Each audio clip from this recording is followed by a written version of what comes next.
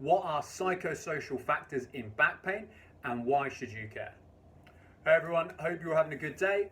There's been a load of new people in the group over the last couple of weeks. So to introduce myself, for those of you who don't know me, my name is Rob. I'm a chiropractor from the UK and I am the co-founder of the Movement Studio and the online back pain treatment, the Spinal Recovery Program. So for today's post, I recently spoke with somebody in a group. We discussed what are called psychosocial factors and how they relate to our back pain, and I wanted to share that with you guys. So what are psychosocial factors? Well, almost all back pain experience that we all get, it's made up of loads of different factors. Okay, there's loads of little underlying things that all play in together to create our pain, and we can subdivide all of those different things into three groups. So we can put them in three separate groups, and those three groups are biological, psychological, and social. Now, if I take a moment to go through and give you examples of what all of those things are. So biological factors in back pain might be things like tight muscles, okay? It might be limited movement, joint dysfunction like SI joint dysfunction, if you've heard of that before, inflammation, spinal degeneration, so that's like disc degeneration or facet degeneration, all right? These are all biological factors, are physical things. The doctors can put their hands on you and say, yeah, I can feel XYZ, I can feel your muscles are tight or your pelvis is stiff on that side. Or they can take an x-ray or an MRI of you and say, you know, on this x-ray or MRI, we can see XYZ, all right? So those are biological factors. Psychological factors are the factors that are related to our mental health and the psychological aspect of pain. So this includes things like our mood, how we feel in ourselves, pressure from work, from our family, our overall happiness, whether we have things like anxiety or depression. And social factors, these are the things that account for factors in our environment. So that's things like how your boss reacts when you tell I might need time off work because I've hurt my back, for example, or your overall job satisfaction. Maybe you've got loads of pressure on you at home because you've got to pay the mortgage and your bills, or even your past experiences with doctors. The things that doctors say to us are accounted for by social factors, and that will influence how our back pain goes. All right. For the ease of it, we put psychological and social together, okay? Because they are it's like physical and non-physical. We have biological and psychosocial. All right. Now, the reason that you should care about psychological factors is that the research tells us that they are the biggest predictors of back pain. All right. That's more so than biological factors. All right. So if I give you an example, I've had patients who've told me that doctors have looked at their x-rays, so they've got their x-rays up and gone, that's nasty, they've winced, all right? And I mean, that sets patients' expectations super, super low for their recovery, all right? It makes people feel like they're in a bad way. If a doctor's looked at it and gone, that's nasty, it gives a patient, the impression that they can't be helped. And that will interplay into the overall pain experience, and it can change things for better or worse. Because you can flip that on its head and a doctor can go, oh, that looks great, it's fine. That's, no problems with that, and then give you an explanation of why you have pain. And that can actually reduce your symptoms if a doctor was to do that.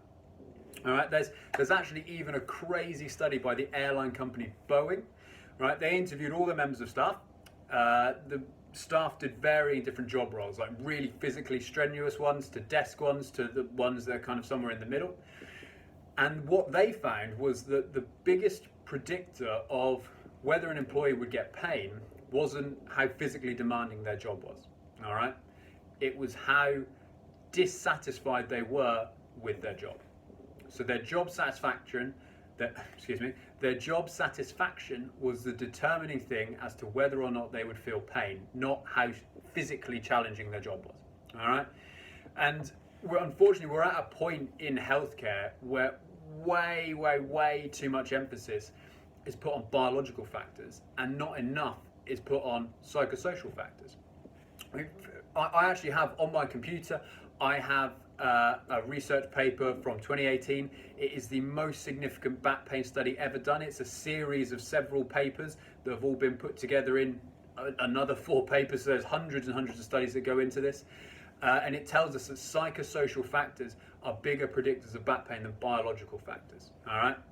Now, some of you guys may have been told before, and you may even had your doctor try to explain this stuff to you. So you might have this might be things you've heard of previously, and when they explain it to you, you kind of end up leaving the office feeling like you've been told that the pain's not caused by anything at all, or it's all in your head, or your pain's not real. All right, now none of those things are true. Pain is always real, so don't let anyone make you feel like your pain isn't. All right, but you also need to know that if the doctor has made you feel like that, then the doctor's let you down, in as much as they haven't accurately described to you what is happening with regards to your back pain. Biological factors play a role, 100%. All right, they play a role. So the dysfunction in your pelvis or your lumbar facets, or the tight muscles in your back, or weak glutes, for example, I mean, that stuff is still relevant. All right, but psychological factors are hugely, hugely important as well. And the reason I'm telling you guys this is because traditional healthcare just completely bypasses psychosocial factors and only treats biological factors. I mean, you're probably sat there sort of thinking, well, all right, Rob, that's fine. You can tell me psychosocial factors are important, but what are we going to do about them? And that's it's a really good question, all right? I mean, this is why we find that traditional back pain treatments help in the short term, but not in the long term. All right, so you can have wear and tear in your spine or facet or SI problems, but if you're under huge amounts of pressure because your bills are so high each month you can barely make ends meet, or your job satisfaction is so low it makes you feel miserable, then you can have as many massages or steroid injections as you like, or you can even go and have some RFA or some surgery, but you're far, far less likely to get better if you're ignoring the psychosocial factors. And I'm not saying you're doing it intentionally, or the doctors are doing it intentionally, or anyone's doing it intentionally. It's just something that's happened because of how healthcare has progressed, and this is a point that we find ourselves at now. And by talking about it and bringing this to the forefront, this is something that we can start to remedy.